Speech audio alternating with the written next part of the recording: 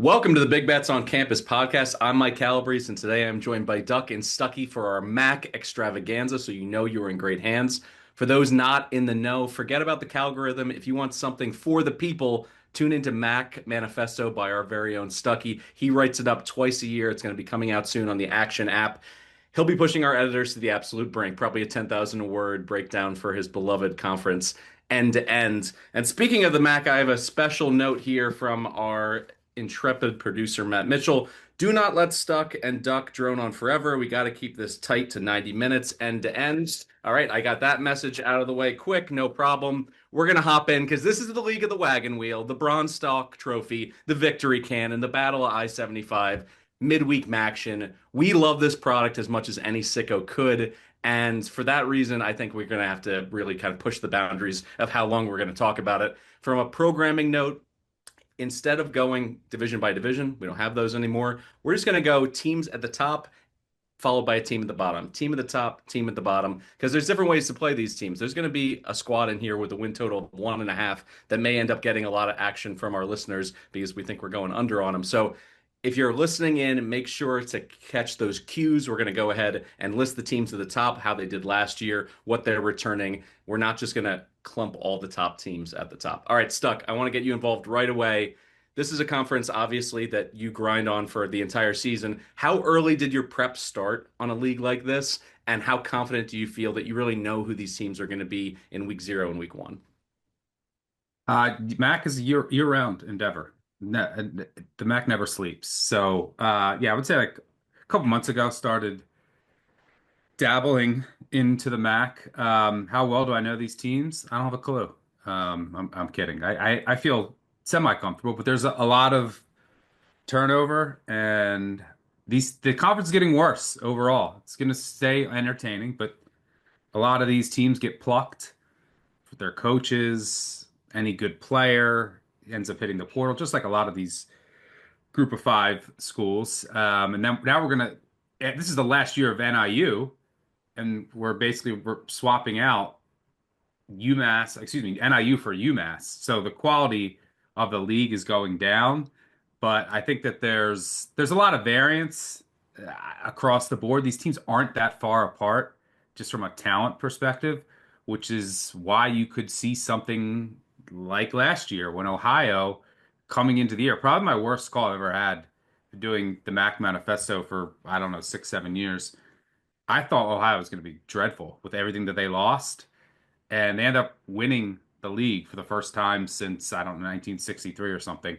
So I think there's some opportunities this year, a lot of turnover for maybe a team that no one's expecting to win this league to get to Detroit and maybe shock some people. So I have a couple looks in that regard, but it's a really fascinating league from really top to bottom, excluding Kent State.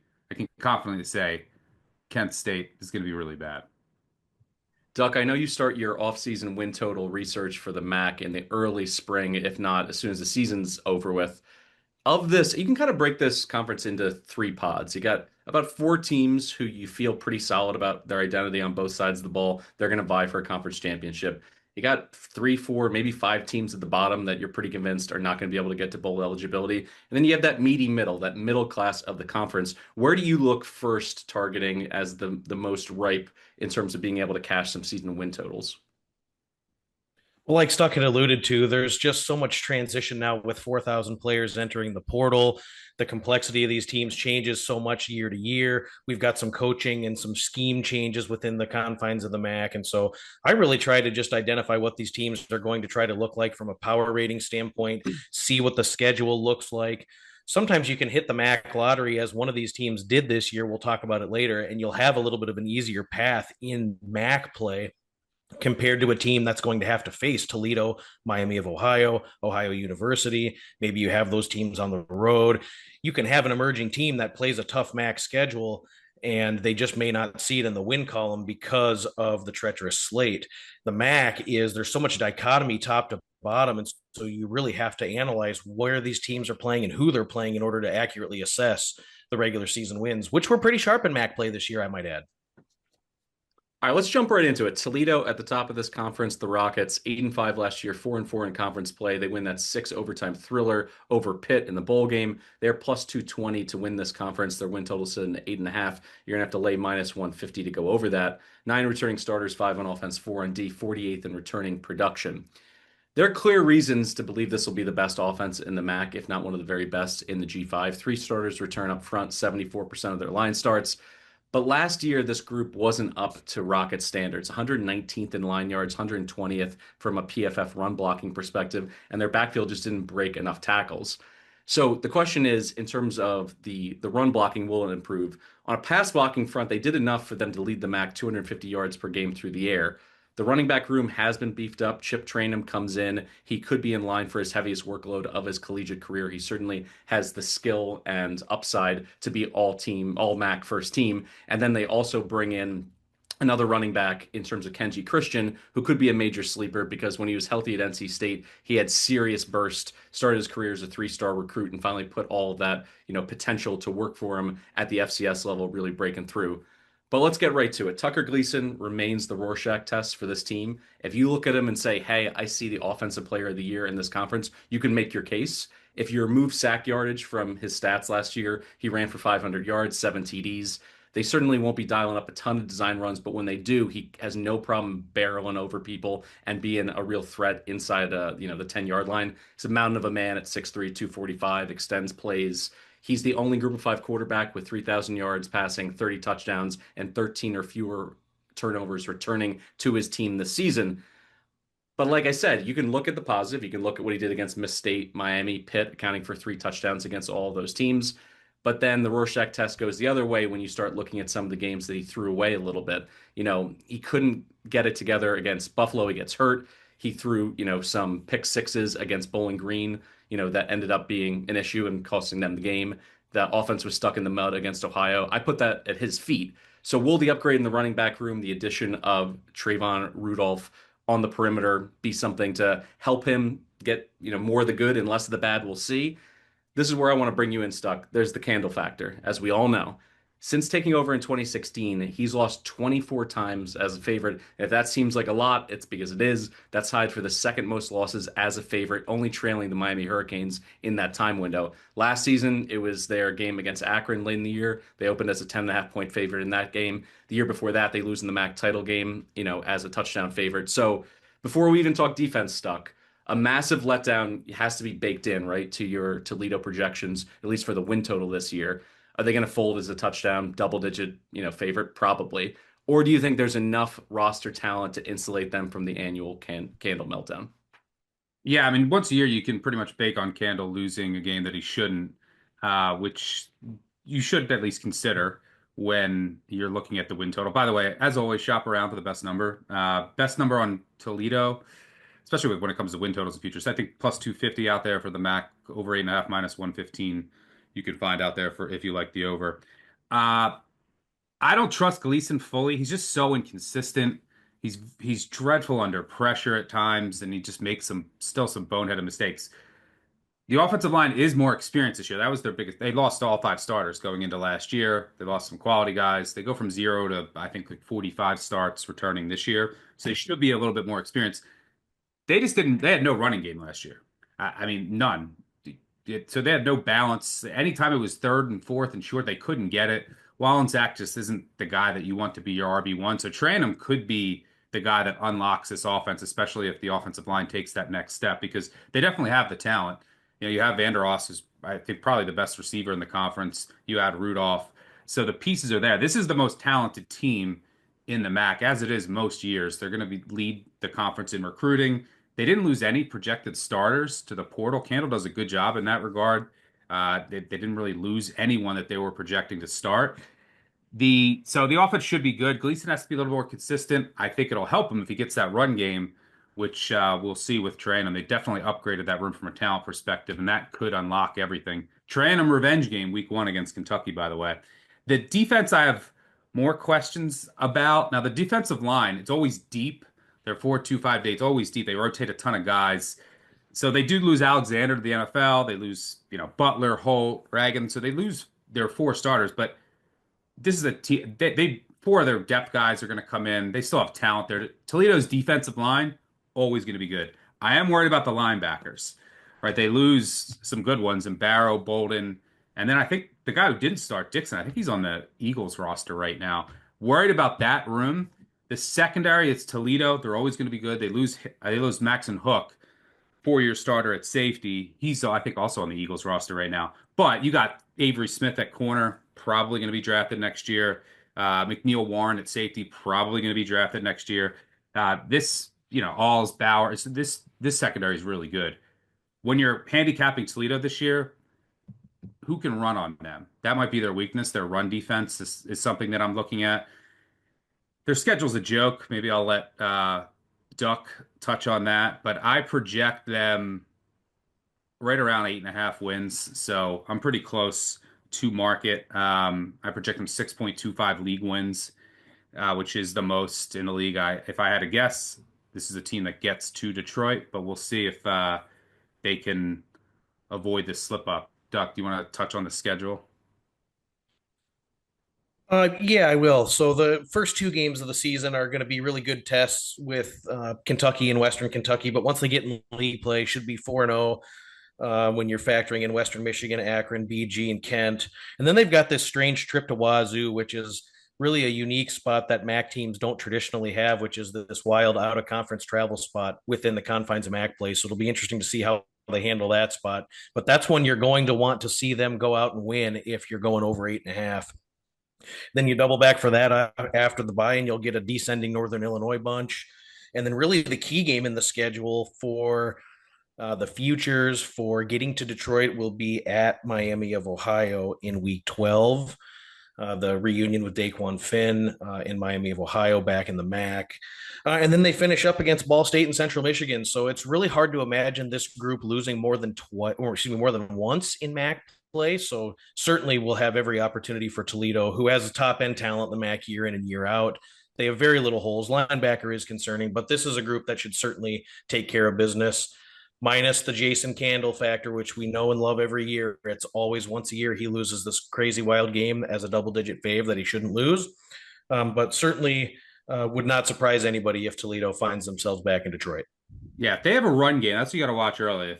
If they have a run game, this offense is going to go to the next level. Their special teams have been a problem in sort of recent years, but since they hired a new special teams coach, they've been better in that department. But this is a clown schedule. Let's just be frank. I mean, it's the second easiest in the country per some numbers. They face 10 new quarterbacks. That's the second most in the country. They avoid Buffalo and Ohio, who are the other projected top three per some. And I mean, look at their home schedule. Western Kentucky, probably the toughest game.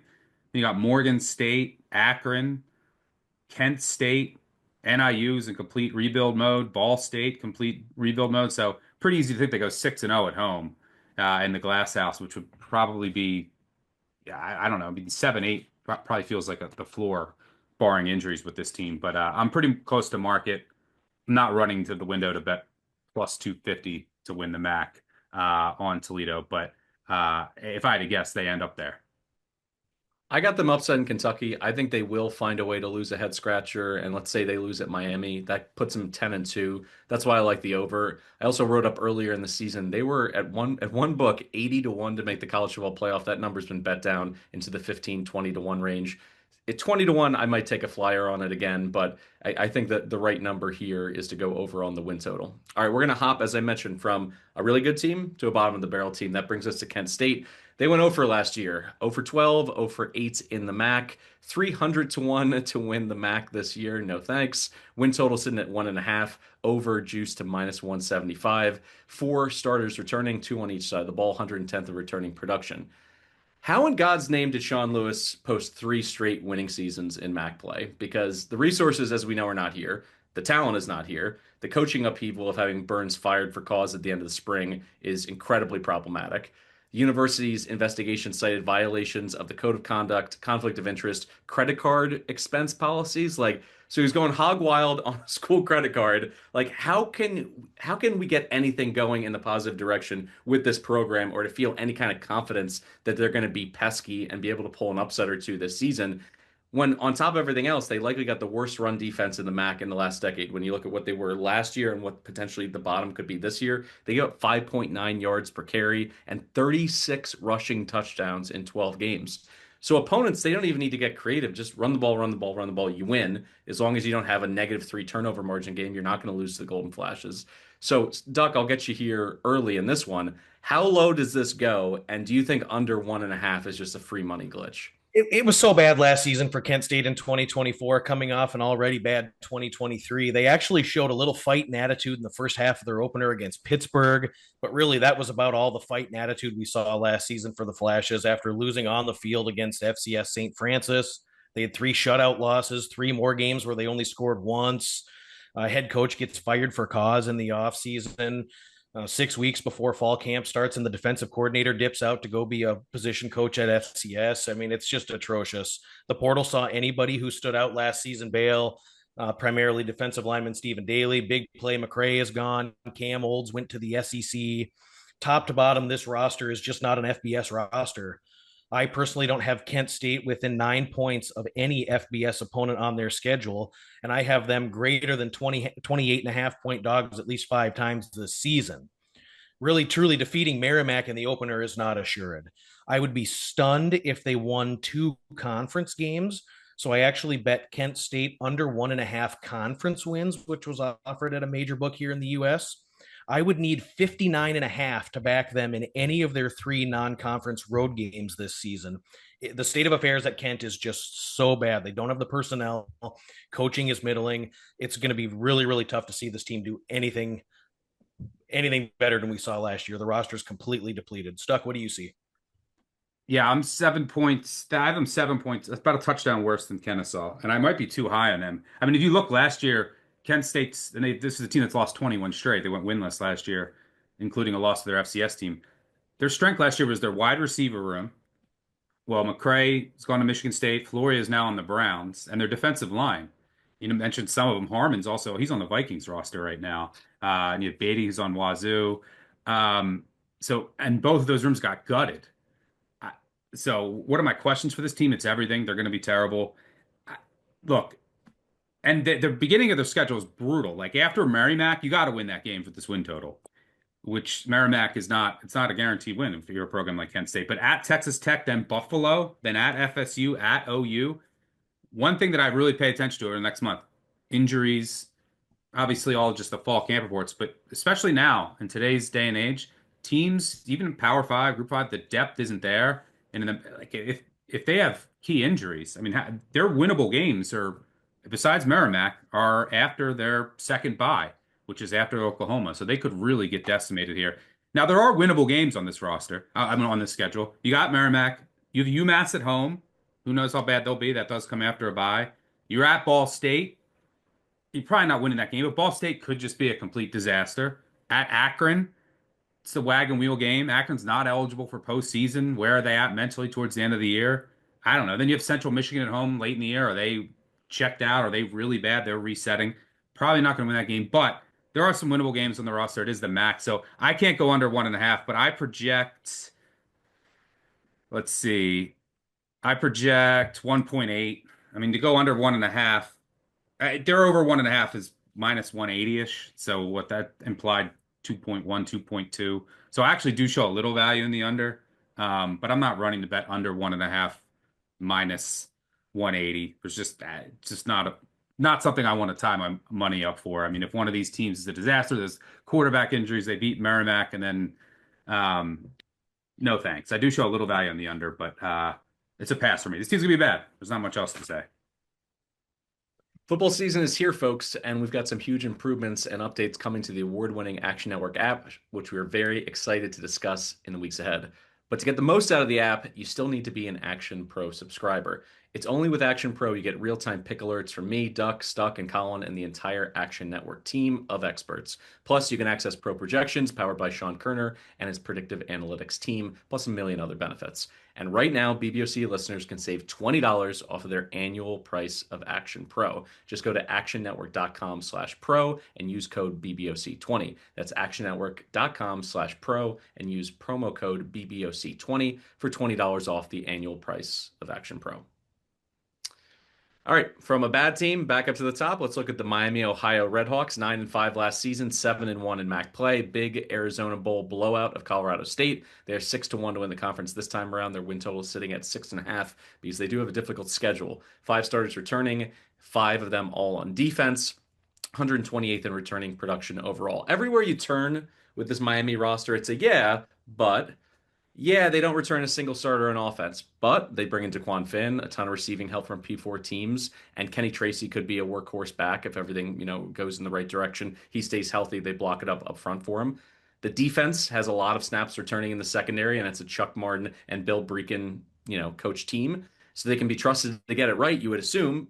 But Matt Salopek was just like a heart and soul kind of guy. And it's difficult, even at the MAC level where there's a lot of these gritty middle linebacker, not necessarily the most athletic, but someone you can trust. He played in 59 games. He was 4 times all MAC Defensive Player of the Year in 2023. Bregan didn't mince words in the spring, by the way. I watched multiple of his interviews. He just kept saying, with all the new faces, they're focusing on working in unison, communication, avoiding, the big play. And reading between the lines, it looks like he's trying to avoid a big drop off. And obviously, this was the DNA of this team winning with defense.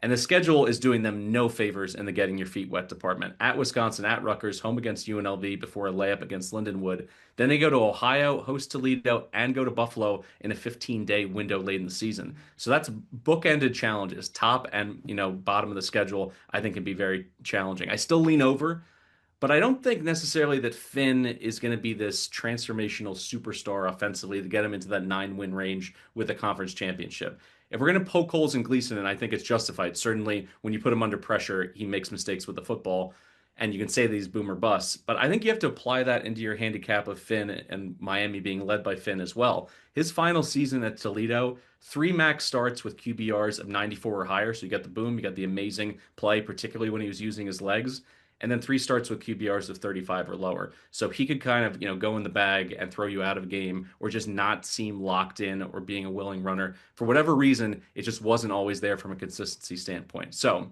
can they make this a dream Chuck Martin team again, play smart football, gritty defense, and elite special teams stuck, in your opinion? Because Dom Jobin could be the best place kicker in the MAC, so they at least have that going for him. He could punt as well, although they did lose a really good special teams coach, which is noteworthy because their special teams has been elite the past couple of years. Still should be good. Yeah, the offensive line loses a lot. I mean, the top 13 snap counts gone. 6 to the NFL or Power 4. That's what happens. I mentioned this earlier. You lose Tracy to Minnesota, Virgil to Texas Tech, McDonald's on the Browns roster. Your offensive line, you lose 1 to Texas Tech. One's sitting on the Ravens roster. That's offense just lost a ton. There's no other way to put it. 1,500 rushing yards, 2,300 receiving yards. You lose a 6-year starting quarterback. That's not easy to replace. Now, Finn has experience, limited as a passer. His strength is his mobility. That might be needed this year because the offensive line might take a big step back, especially early on. So that could actually end up playing up for Miami of Ohio with his mobility. But they lost a ton. And then on this, the team 129th, 130th in returning production. So there's a lot gone here. On defense, you lose your 2 all MAC linebackers and Salopek and Wise. They did so much. They still have Hondrew and Trick and McWood there, but that group will probably take a step back. Their defensive line, losing Ugu, he's going to be impossible to replace for them. He did so much from a pressure standpoint. Their strength is the secondary, but they lost Strader to Auburn, their best corner. And so I'm still worried about the corner position. I'm not the biggest fan of Evans. We'll see if he can take that next step. But their safety position is really good. That's kind of the strength of this defense. They're probably going to be pretty strong when it comes to not allowing explosive plays. But there's some questions all over this roster. I project Miami at 6.45. I think their win total implied is like 6.3-ish. So this is a team I don't have anything on. They don't benefit from Kent or UMass on the schedule. They don't have Central Michigan or BG. That could go one of 2 ways because those are brand new teams. So do they end up being better or worse than expected? But no Kent, no UMass. And you mentioned tough start, tough finish. I think they probably just want to get through those first 3 weeks, work out the kinks, avoid injuries, then try to make a run at the MAC title. But I don't see any value either way in Miami, Ohio. It's a pass for me. Yeah, Duck, we discussed this last week when, getting into Mac specific teams, how they handle paycheck games. Chuck Martin, historically, unless it's a Cincinnati logo on the side of the helmet of their opponent, he kind of mails in and goes vanilla in some of those non-conference games, wants to keep people healthy, doesn't want to put too much on film. But digging your hole, digging an 0-3 hole to start without putting up a fight, that also has a morale issue for a team that has a lot of new faces. You want to have some enthusiasm inside your locker room. What are you seeing from them? Yeah, I mean, he's done it for 10 years that way outside of their non-conference game annually against Cincinnati. They have put less stock in the non-conference than most, and he's done a great job of rallying the troops and getting his bunch prepared for MAC play, where they end up usually performing pretty strongly in MAC play. I thought it was interesting what he said at MAC Media Days about the offensive line rebuild, which was concerning. He didn't go to the portal and really portal any guys in. He feels comfortable with his group. I feel like he kind of knows what he's doing regarding the offensive line, so I'm less concerned about that than maybe most. I think we'll see a little bit more from the tight end room this year, and the tight ends actually have some really good size and could provide some matchup nightmares for people in the MAC. So it'll be interesting to see schematically what they can draw up with some of those big bodies in the tight end room. But specific to the schedule, because I do anticipate that Miami of Ohio is going to start slow in the win-loss column. UNLV shuffled their schedule around, so now they'll be coming off a bye off that road trip. Wisconsin, Rutgers, and UNLV, you could project that they start 0-3. If that happens, and if you're a believer in Miami of Ohio to win the MAC, don't bet them now. Bet them when they're 0-3. Those odds will be offered in season live at multiple books, and you'll probably see a 950 plus 1,000 in their MAC odds when they're sitting there at 0-3.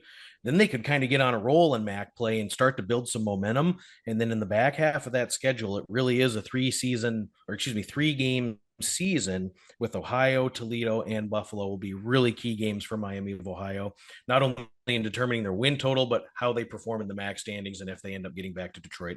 It's a pass for me. There's just too many unknowns for me to want to get involved in the win total. But if you do want to bet Miami of Ohio to win the MAC, I would wait till after week 3. Let's turn now to the Akron Zips, 4-8 last year, 3-5 in conference play. They're ineligible to win the MAC this year or go bowling. 8 starters returning, 5 on offense, 3 on defense. Win total sitting at 4.5 plus money if you take the over. 91st in returning production, 58th on offense, 116th on defense.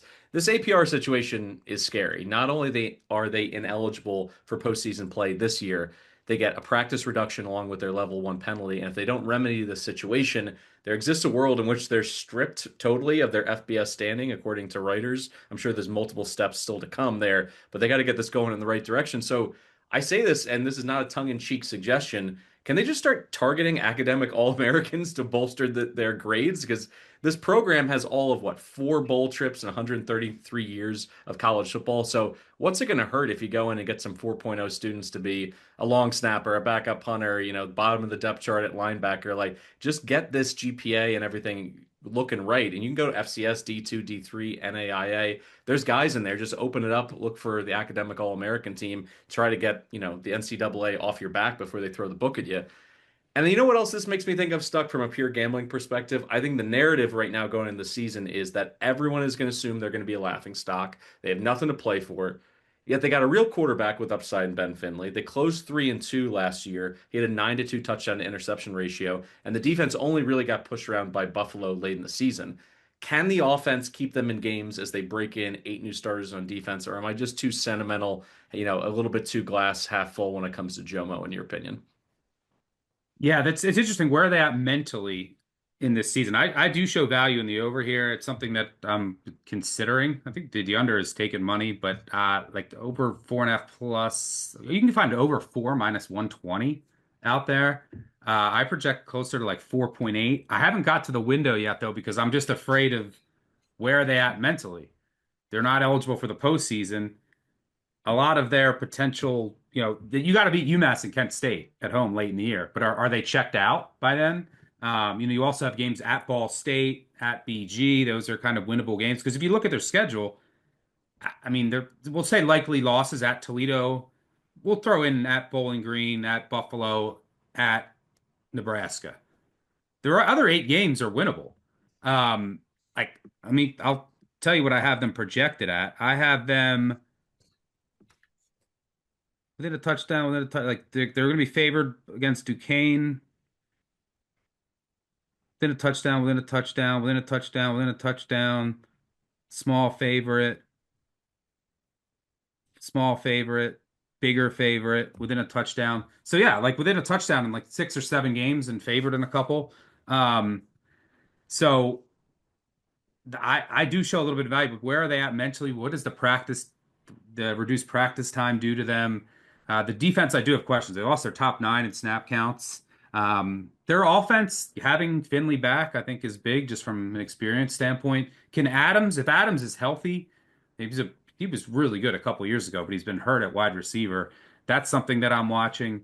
But yeah, they lost a lot on this defense, which is definitely a concern, pretty much on all 3 levels. The offense, it's going to come down to the offensive line now. Like the offensive line for Akron has been a problem for years, and they just can't fix it. And because of that, they don't have a run game, and then Finley's always going to be under pressure. Can Moorhead figure out the offensive line? I think he's a good coach. I think he's a good play caller. But yeah, I do show a little bit of value here. They also have bad bye weeks. That's something to keep in mind.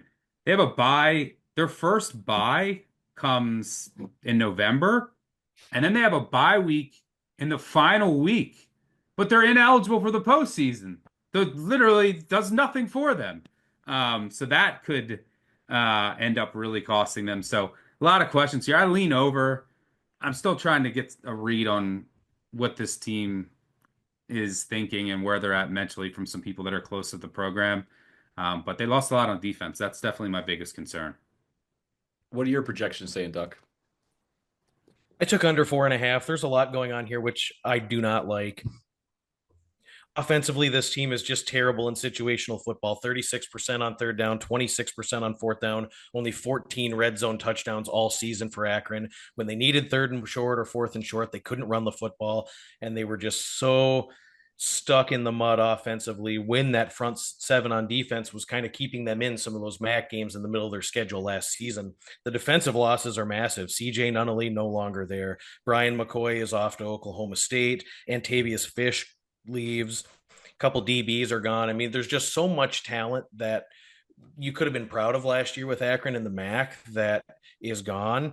And then you lose AJ Norton, the receiver, and Jordan Simmons, the running back. So now you're kind of drawing on new pieces offensively, and you're going to try to work out the schematics of that. And it's just not something that I think we can really bank on.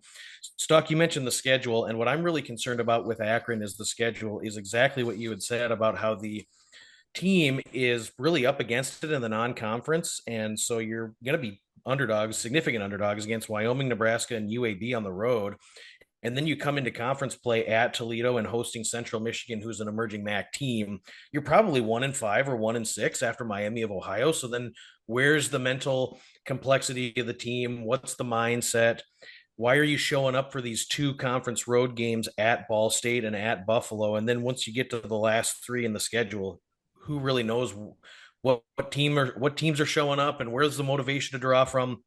The schedule is fascinating because Akron doesn't truly have a bye at all. Their bye on November 1st is followed by a Tuesday game against UMass, and then they conclude the following 3 Tuesdays, and they end their season earlier than any FBS team. So they truly don't even have a bye week. They get an extra 2 days. So no bye week, no postseason play. There's a lot of pieces missing. I have zero confidence whatsoever offensively. I went under 4.5. I will say 2 more quick things here. They could beat Wyoming. That's such a big game for them and like set the tone for the season. Like what are they, a touchdown underdog in that game?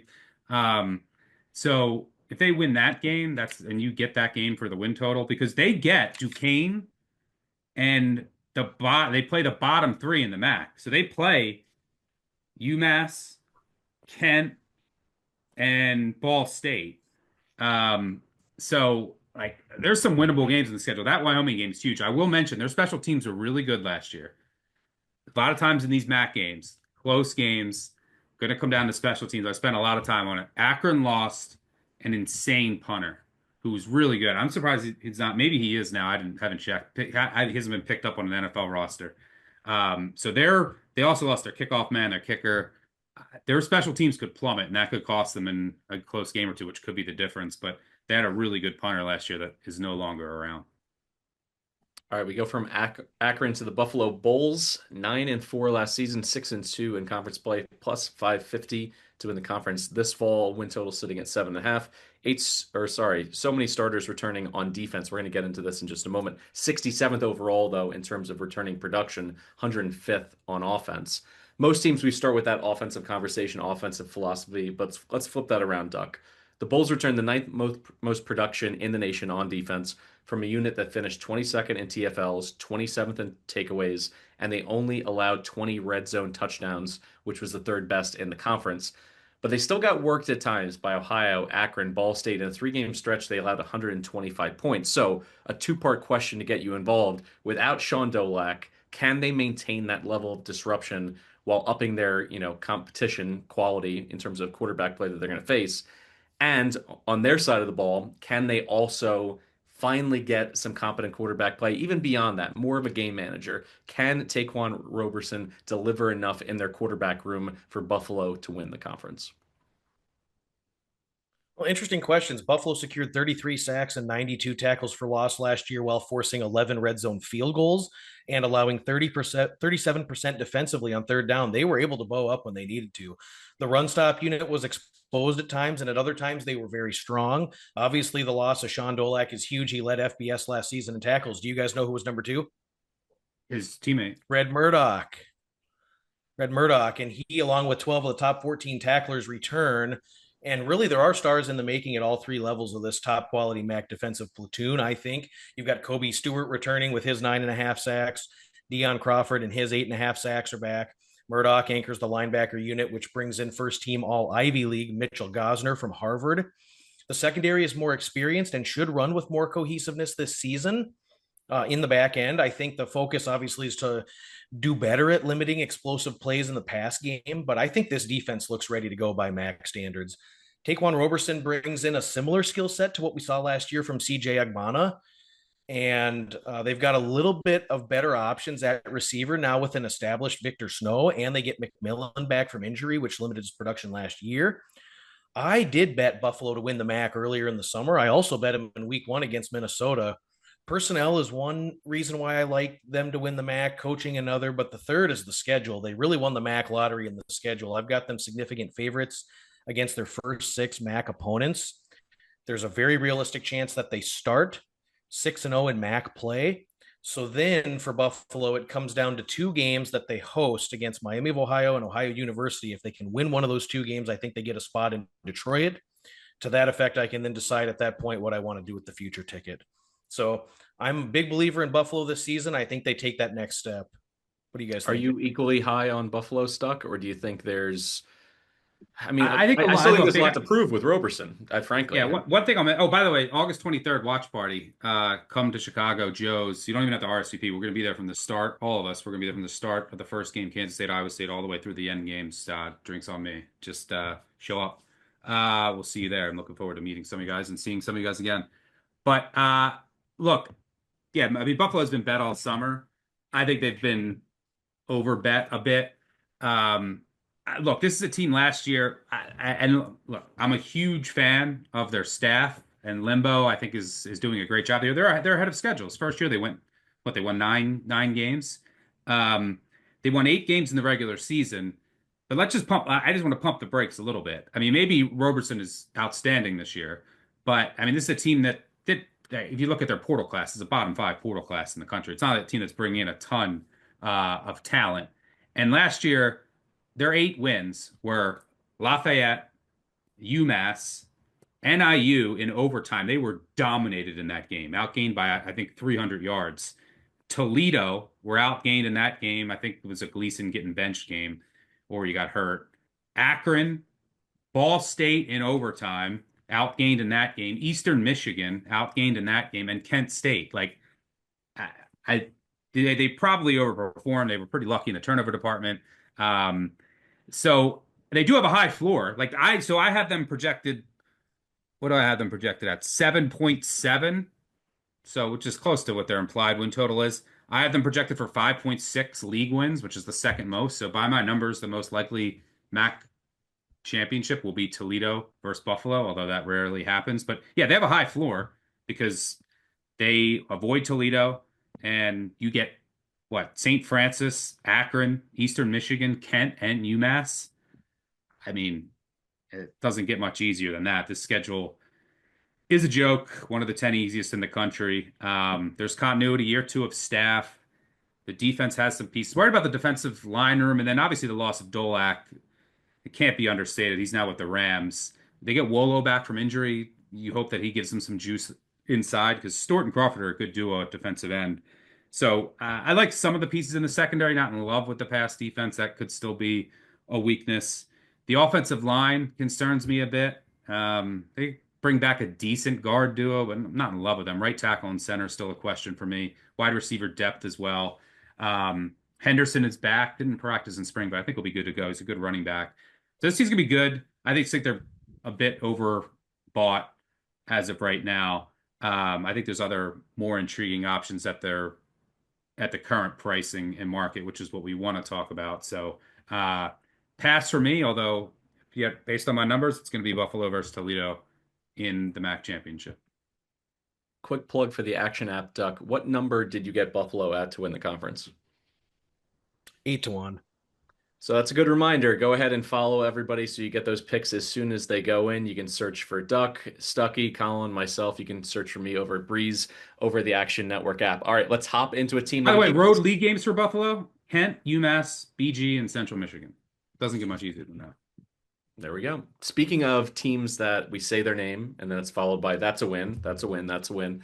The UMass Minutemen, welcome back to the MAC, guys. 2-10 last year without a conference, 65-1 to win the MAC this fall. Their win total sitting at 3.5, 4 stars, returning 3 on offense, 1 on defense, 122nd in returning production overall. The Minutemen were in the MAC for 4 seasons between 2012 and 2015. They won a total of 7 MAC games in those 4 seasons. This program is a general horror story for any successful FCS school looking to make the move. They won a national title at the D1AA level in '98. They then made 4 more postseason runs in the next 9 seasons. And then they make the move to the FBS, and they've gotten murdered. They've never won more than 4 games. And get this, they've only played 2 games in which they've entered with a winning record since coming to the FBS level. So, Stuck, you've made plenty of hay as a garbage man, picking spots to play teams like UMass. You even got a win over Diego Pavia in that dream season for New Mexico State, that 2023 opener. UMass won it.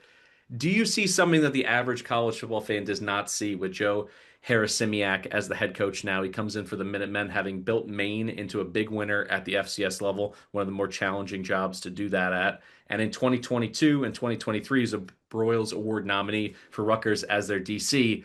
Or do you think this roster is just too far away to compete this fall? By the way, speaking of MAC, I just got a text that Fannin looks incredible in camp. So shout out Harold Fannin, my guy. Yeah, look, UMass is going to be bad this year. They brought in a ton of transfers, new staff. You got a Rutgers assistant at DC. You got the old Northwestern offensive coordinator I'm not a big fan of. Look, their trenches could be decent for MAC standards. They brought in a ton. Like it could be a disaster. I like some of the bodies they brought in. We'll see if it works out. But this is a team that's bottom 10-ish in the country in returning production, so they're replacing a lot. We'll see how they go with a quarterback. There's a quarterback battle here. Brandon Rose from Utah. Hairston, who was the backup last year, played some. I think they're going to go with Jordan. I think he'll win the job. The Yale transfer, he's also a bit mobile. I think he's going to end up winning. If they lost their top 7 rushers as well, led by Hester's at Michigan, John is at Coastal, and they had Rocco Griffin from UTSA, who might be the guy there. They lost their best receiver by far in Kenny James. He's with the Lions right now. Their offensive line, there's only 20 career FBS starts, so there's a lot of moving pieces here. They like you look at their schedule. I mean, I project them close to like 4-ish. You could find, let me see, I project them, right around 4 wins. You can find best out there over 3.5 minus 125. I thought about it, but do I like with so much uncertainty? Is it something I want to tie my money up on? Probably not. There's some other bets that I have coming up here where I'm going to be putting my money where my mouth is in the MAC. There's 7 to 8 winnable games here, depending on how disastrous they are. But like Temple, Bryant, NIU at home late in the year. I mean, NIU's completely reset. BG at home late in the year. We'll see what BG is, but they could be just checked out if they're not bowl eligible and they're completely new. Western Michigan, completely new at home. And then you have at Kent and at Akron. Where's Akron at mentally? We know how bad Kent is. So there's a lot of winnable games in the schedule, um, as you'll probably hear me say a lot. But maybe their special teams can get a little better. They actually have a special teams coach. They've been so bad the last 2 years. They got a new kicker and punter from the Power Four ranks. So yeah, they lost a ton. There's only one starter back on D. They lost 9 of their top 10 tackles. I already talked about all their losses on offense, but this is a bad team. But yeah, just some potential wins on the schedule. The big game is Temple at home, week 1. If you like this team, you can get 3 now with them. Bet them week 1. I'm not running to tie my money up on UMass for the whole season, but lean over. My numbers do at least. I've said this with a few teams during preview season. A lot of it can come down to if a team's pretty lousy, but I like the upside of one of the quarterbacks in their quarterback battle. It changes how I think about playing them. And I'm with you on Grant Jordan. I went back and watched as much tape as there was available, from him at Yale on YouTube. He's got nice change of direction as a runner. Like he's got the ability to manipulate the pocket, and he was also a late bloomer. So he comes in, and I think the best football could be ahead of him. Rocco Griffin could be the offensive engine. I could see it with him as the quarterback because I think you need to be able to throw on the run and be able to create outside the pocket with this offensive line situation. So maybe some situational plays for me if he's leading this offense. I agree with you. I'm not tying my money up for 6 months on a win total. Duck, do you see any situational spots to play UMass? Do you think that the market's too low on them? Where are you with them in the first year of a new head coach? I think the win total's fair. I think shopping around for the best price is important. And also there's some variation in the market. You can find over under 3.5. You could find over under 4.5. So depending on which way you're leaning, figure out the VIG and see which bet is the best bet for you to make. But Mike Bajakian comes in at offensive coordinator. We remember those riveting, inspiring, dynamic offenses from Northwestern. Oh, wait, no, we don't, because that's never what they ran. They're going to run the ball. They're going to play slow. I like Grant Jordan. I think he's a great talent, and he could fit right in here with this unit, but he does bail from the pocket a little early, and he does have a tendency to just pick up 5 yards with his legs as opposed to allowing pass play progression to run its course. So I see a run focus with this group, and I see the clock moving a lot. I actually bet under in their week 1 opener against Temple, which was 52.5. I'd still like it anything 51.5 or more. I'd go under. And you might just find with a slower paced team going to try to establish the run. They have to use these first couple of games to try to figure out what they have on the offensive line with 7 guys that transfer in. 3 of them were P4 guys. The rest were FCS players, but you're going to have to try to find some time to see what you've got on the offensive line. So I think we'll see a heavy dose of run in the first 2, just to try to establish who they are with their offensive identity. So I look unders early with UMass, just due to the ball control style that they're going to play, and not excited about the uninspiring offensive coordinator Bajakian. So really, that's about it for me. I kind of a pass on the win total, but I will say this too: that last game of the season where they're hosting BG, man, if BG's not playing to make a bowl game, that could be ugly, ugly for BG. So it just could be something to watch. Ohio Bobcats, 11-3 last year, 7-1, won the conference, won the Cure Bowl over Jacksonville State, 30-27, plus 320 to win the MAC again this year. Win total setting at 7.5. 9 returning starters back, 5 on offense, 4 on D, 54th in returning production. From Bill Conley of ESPN, QBs who accounted for 1,000 non-sack rush yards last year that are returning. You got Mateer at Oklahoma. You got Parker Navarro here from Ohio, Dampier in Utah, and Horvath at the Naval Academy. So can Navarro grow up even further as a dual threat quarterback, eliminate some of those risky downfield attempts? He had more turnover-worthy plays, 17, than big-time throws, only 14. And everyone except left tackle Davion Witherspoon must be replaced up front. Bangura is back after a year away at Minnesota, so he's really a returning starter as well. I think that you can add in, so you could make an argument that they have 6 returning starters here. On the coaching front, yes, there's a new regime, but they went with Brian Smith. They kept it inside the family. They retained their DC, John Hauser, as well. And they flipped the script on the portal after getting plundered last year. This time around, they grabbed DBs from Wisconsin, Kentucky, Ohio State, and Minnesota, adding them to the potential all-MAC DBs, Tank Pearson and DJ Walker. I think this could be a great pass defense from just a secondary perspective after they finished 50th against the pass last fall. If you believe this line gels, this is where I'm gonna, be bullish on a team. I'm gonna go over on the win total. I like this price point. If you can shop around, you can get 7-2 on them to win the MAC. Could they upset Rutgers on the road or rebuilding West Virginia at home in that rare G5 hosting a P4 team? I think they could. And guess who they played in that bowl game last year? Rich Rod. So their experience and tape is fresh on this exact system. Toss in no Toledo and Miami, Ohio at home. And I like the schedule. Like I said, I'm going over 7.5. I'm going with them to win the MAC at 7-2, which would be, a massive boost for the win total if they can upset either Rutgers or West Virginia. They're catching 11 at Rutgers. I think they'll be around a 7 to 10 point home dog against the Nears. I think they get one of those two. I like this team. I think that there's a lot made of coaching changes, obviously at the G5 level, but this is as, contiguous as it can be in terms of a coaching change. So that's what I'm going with. Stuck, what are you seeing from the Bobs? Couldn't disagree more, baby. I'm There we going go. back All to that, right. doubling down on the Ohio fade train. This is my favorite win total of the MAC. Ohio under 7.5, good to -150. You can find -130 out there. I project them closer to 6.5 wins. Now, there's a lot of uncertainty in this schedule because they will face Rutgers, then they will face 11 teams with a new starting quarterback. That is the most, they're the only team that faces 11 or more new quarterbacks. So, quarterback's obviously the most important position in college football. A lot of these teams, are they going to be much better or worse than expected? Probably one of the highest variance schedules in the country because they're facing so many new quarterbacks. They likely start 1-3, and then they're probably favored in their next 7. And then they're a small dog at Buffalo.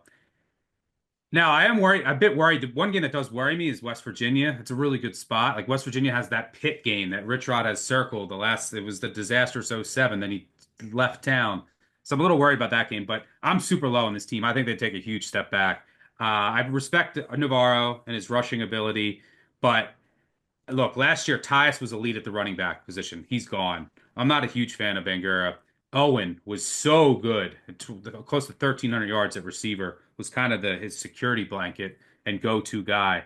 I don't really think they have a true number one right now. Then their offensive line, you lose your 4-year starter at center.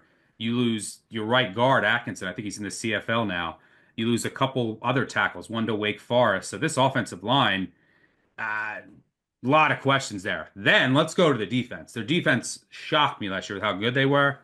And I mean, that's what happens with it. They went, and credit to them, they got a lot of lower level players that all hit. And you talk about a guy like Owen, I could go on and on.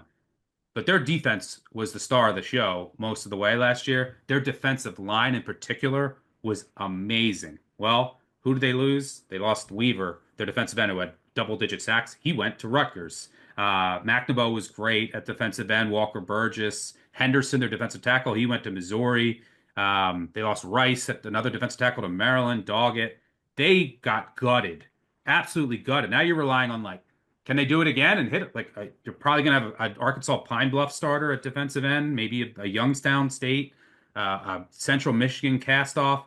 This defensive line could be significantly worse. Then you at linebacker, you lose your top two. You're going to take a step back there. You lose Taylor, Leak. You lose 4 linebackers in total to Charlotte. Their linebacker coach, who I thought was pretty good, went to Charlotte. They all followed him there. I think their linebacker position is going to take a big step back. The strength of their team, besides the returning quarterback, is their defensive backfield. Could be pretty good, but they do lose their best corner to the NFL in parity. They still should be pretty good in the secondary, but I think they'll take a slight step down, especially because their defensive line is going to be much worse. The defensive line was so good last year; it really helped the secondary. So, I mean, you can even go to their special teams. I think is going to take a big step back. So, yeah, this team lost a ton, and I don't see, like, you look at what their incoming talent, bottom 10 in the country as far as portal recruiting.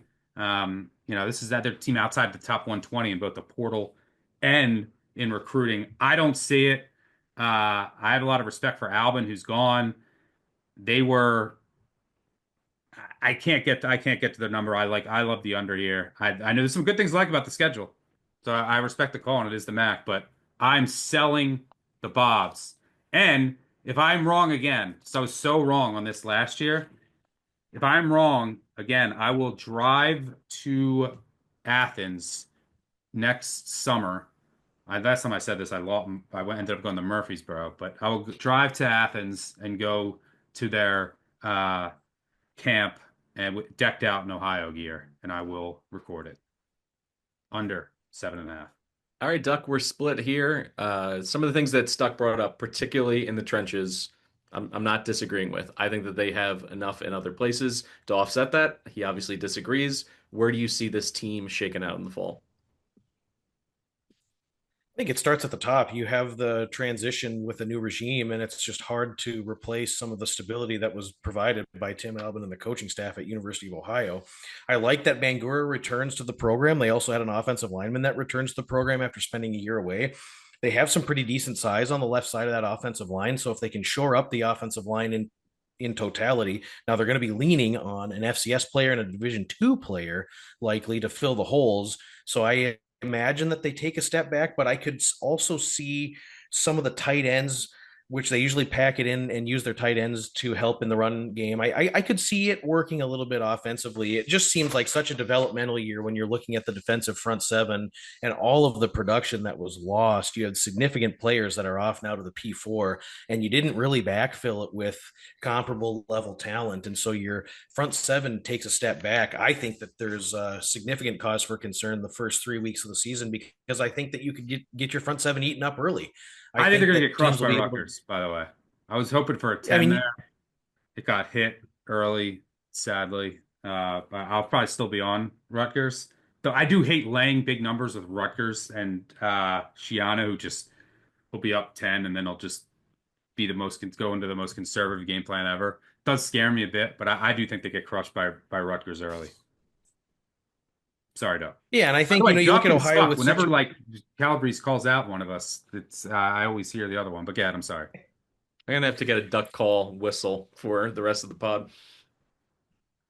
Yeah, Ohio defensively was just so good in situational football last season. Solid in third down, solid in the red zone. Their defensive havoc numbers were rock solid. But I just see that there's some just marginal decrease in what we're going to see with output from that team on the defensive side. It just looks developmental. They're undersized in the trenches. I just feel like this is a unit that'll just underwhelm compared to what we saw last year with with the great run that Ohio went on. So this is another case where I think if you like Ohio, let's wait for the first three to play out because there is a very realistic possibility they're 0-3 heading into their FCS game against Gardner Webb.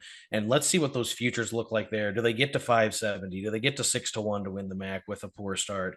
And then maybe you could jump in and play it there to get a little bit better price and not be paying a premium based on the fact that Ohio won the MAC for the first time since 1968 last season. So I don't see a repeat performance there. I think there's some wins kind of in the middle of their schedule. Win total seemed a little bit fair to me. I think swing games are Miami and Buffalo in conference play. So no real strong opinion on the regular season win total, but defense will take a step back. Gun to your head, over or under? Under. There we go. All right. Ball State, the Cardinals, 3-9 last year, 2-6 in conference play, 55-1 to win the MAC this year. Win total 3.5, 3 starters returning 1-0, 2 on defense, 126th in returning production, 134th on offense alone.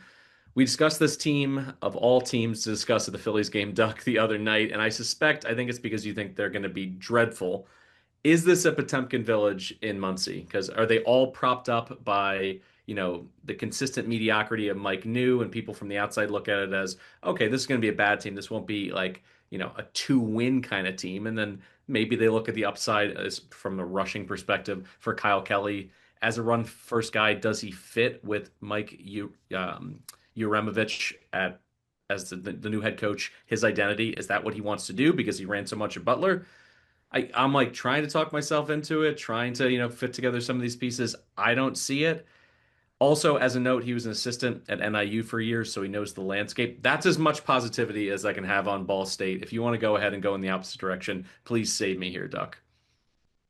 Well, I think for it to work in the short term for Ball State, Kelly's really going to have to improve as a passer. We have limited data, but in 2023, he completed just 53% of his passes and 4.7 yards per attempt, which is very weak. 2 big time throws, 6 turnover worthy plays. And I think what you'll see is at Butler last season, we saw a lot of pistol. We saw some 12 and some 22 personnel. There was some outside zone, a little read option out of the gun, lots of QB power. And they do a lot of pre snap window dressing. So we're going to see tight ends flopping, some arrow motion from the receivers. There's always the threat of some receiver sweep or the little pop pass behind the line of scrimmage that teams run. I'm concerned of Kelly and his durability doing this for a full season. I'm also concerned about the interior of the offensive line just constantly getting blown up at the point of attack. And I'm really concerned about the pass receivers. Anyone with any productivity from last season is gone. If I'm defending this, I'm blowing up the A gaps. I'm walking a safety down to support the run, and I'm going to dare you to throw over the top, which he was ineffective in doing in limited action in 2023 before switching to corner last season. What's really concerning outside of that for Ball State is there are just so many defensive concerns on this unit. They did secure 20 sacks last season, but 7 of them were against Kent State. So if you factor that out, it's very, very little havoc numbers provided by the defensive front. The secondary was atrocious. You allowed 11 plays of 50 or more yards surrendered by the secondary, 62% completions allowed with 37 touchdown passes against, and your stop unit allowed 5.2 yards per carry over the course of the entire season. There's just very, very little to draw from. The front seven is massively undersized at Ball State. The secondary doesn't appear to be improved. I know they tried to backfill a little bit in the portal, but you're backfilling with FCS talent, fringe talent from the Patriot League and the FCS non-scholarship Pioneer Football League. And so I think you're just trying to replace some talented players, even on a bad defense, with fringe FCS talent. This could go really, really badly for Ball State this year. I think that what they're going to try to do is use this as a year zero and kind of rebuild and put the building blocks in place to kind of get a framework together for what you want to be. But I do not see it happening this year. Complete rebuild mode. You're trying to just replace talent that portaled out with really bad FCS talent. I faded Ball State in week 1 when they go to Purdue. I'm going to fade them against UConn, and I look to fade them throughout the season. I didn't go under on the win total specifically because I think the schedule has some gettable games depending on the mentality of some of these teams that they play. Kind of midway through their schedule, Kent State is not unwinnable. Akron's not unwinnable. I don't think Kent State's Western not Michigan's unwinnable. That's very winnable. Right. Yes. New Hampshire, and Akron at home. Like that's you can see them getting 3 wins. Can they get one versus Ohio at home? Yes, I say, but or Eastern Michigan, and then that's probably what decides your win total. This team. Look, I loved betting this team with Kelly at quarterback a couple years ago because their defense was really good, and that kind of meshed with their defense. It's like run the ball, take care of it, chew up the clock, rely on your defense. And I used to love betting them the second half of the year when they went to this run heavy offense.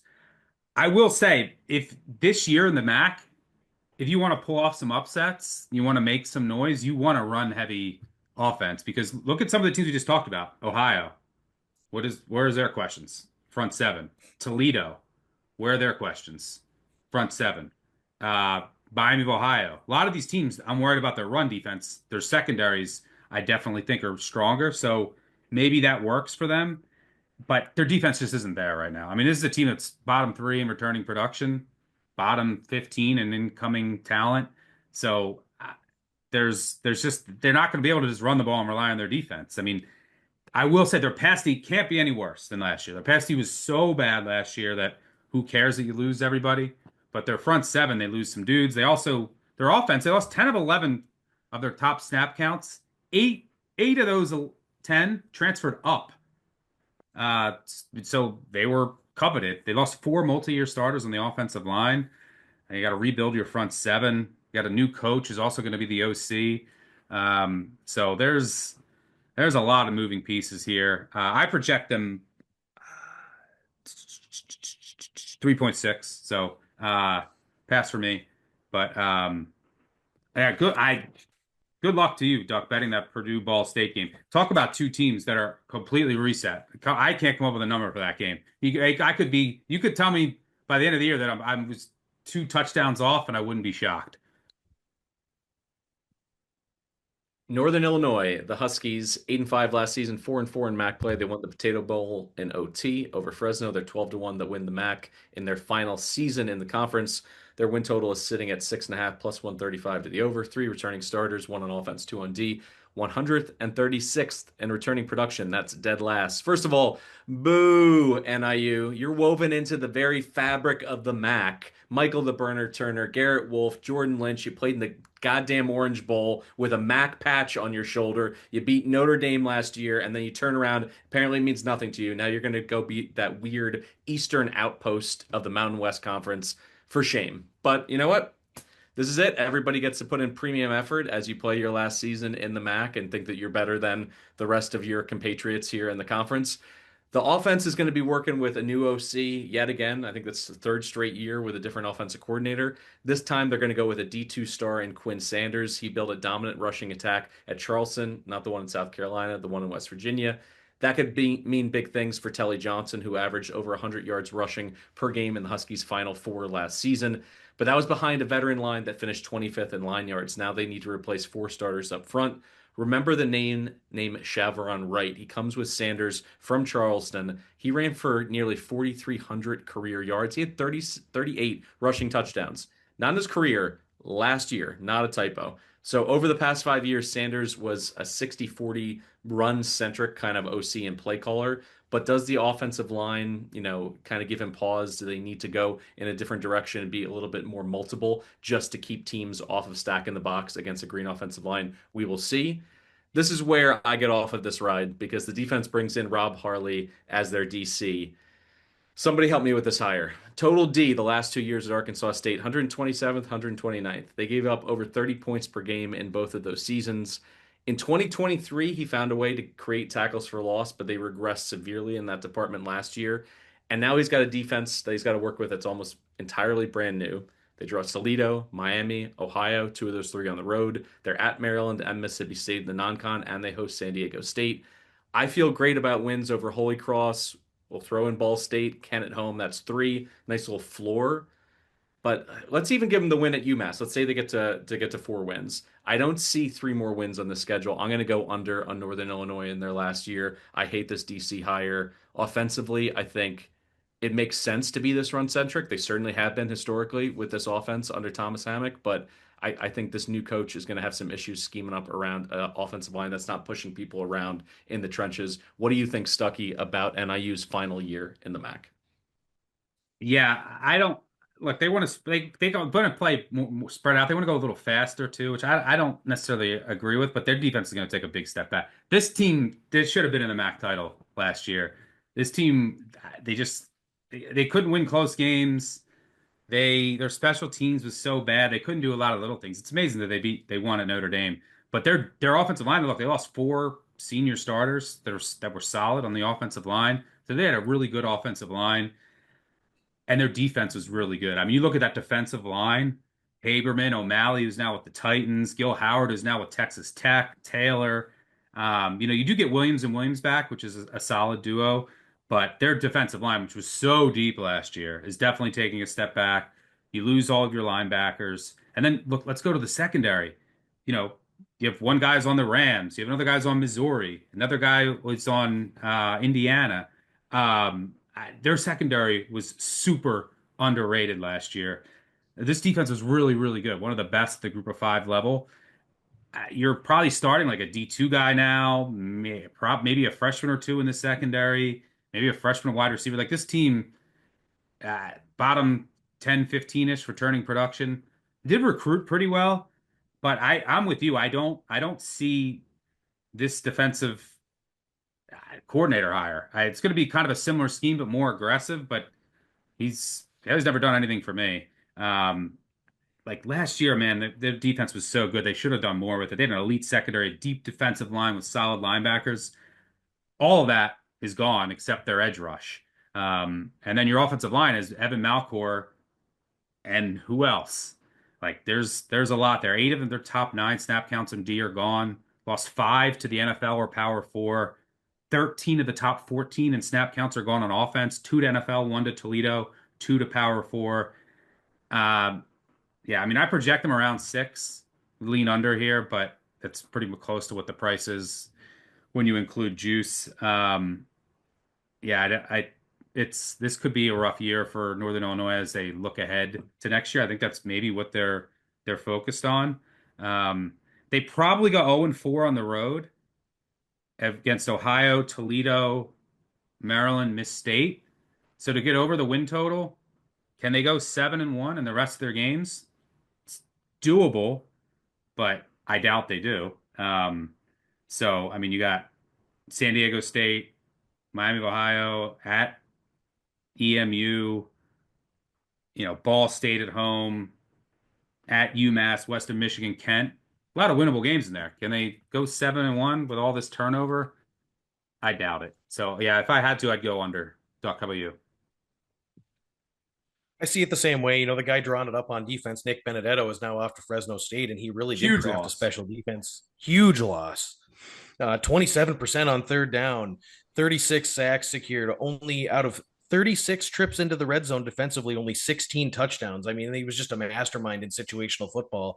And now with what you're replacing it with, both in the guy scheming it up at the DC position and in talent, I think takes a major, major step back. The new offense that they're going to infuse is really a unique offense brought in from the Division II level. We're going to see a lot of 10 personnel, a lot of 3-by-1 formations. They're going to run some RPO and some screen game. It was almost entirely all short passing, kind of dink and dunk, a little tight end motion. We'll see. But a lot of short stuff, a lot of your 3-step stuff. I didn't see a lot of true progression passing out of the film that I saw of D2 Charleston.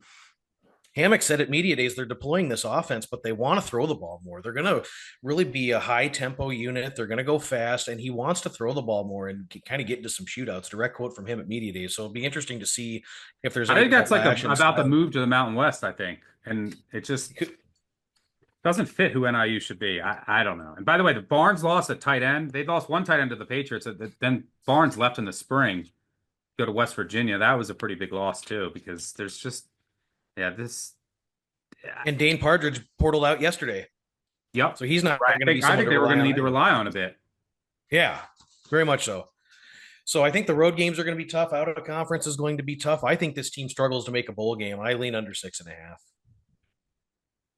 All right. I'm glad we are under on NIU. That's what they deserve from the MAC podcast here in their last season after turning traitors on us. Eastern Michigan now. Let's look at them. 5-7 last year, 2-6 in conference play, 20-1. Their price point to win it this fall. Win total set at 4.5. 5 starters returning, 3 on O, 2 on D, 95th in returning production.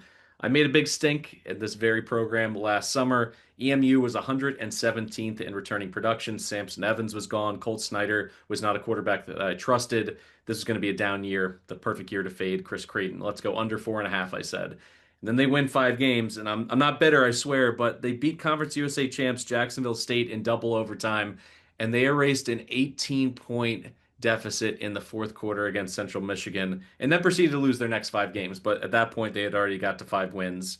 What I've learned is that at the G5 level, don't overreact to production deficiencies because you're going to have a lot of teams that are outside the top 100 in returning production, particularly the teams that have a really good coaching staff. And obviously, Chris Creighton has been a quality coach. He's taken them to 6 bowls. They returned both coordinators for the 3rd straight season. So I'm passing on this win total. I'm trying to learn my lesson this year.